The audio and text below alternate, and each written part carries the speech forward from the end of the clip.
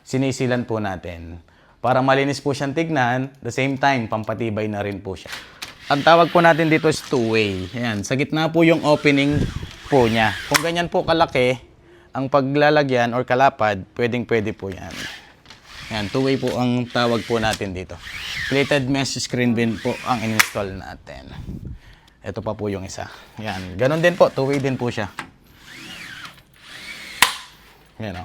And mapapansin nyo po, tapos na po natin siyang i-install. Ang huli po natin ginagawa dyan is yung sinisilan po natin. Para malinis po siyang tignan, the same time, pampatibay na rin po siya. Ayan. Pa-slide din po yung pag-operate po nito. Ayan. Plated mesh din po ang tawag din po natin. Ayan. Ayan po, ito po lahat yung ating in-install. Dito po yan sa may Bawan, Batangas. Ito pa po yung isa oh.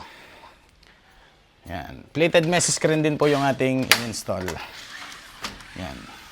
Let's say, bubuksan nyo po yung bintana ninyo po at ayaw nyo pong pumasok yung mga nakakairitang mga langaw at lamok. Si plated screen ang isasara nyo po.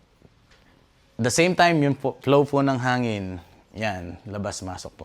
Kaya po, sa lahat po ng gusto pong mag-avail po ng ganito pong product po namin or gusto pong i-upgrade yung mga ganitong style po na screen na modern design, message lang po kayo sa aming mga account or tumawag po kayo sa number na nakikita nyo po sa inyong mga screen. Salamat po at matpuhay po kayo. God bless po.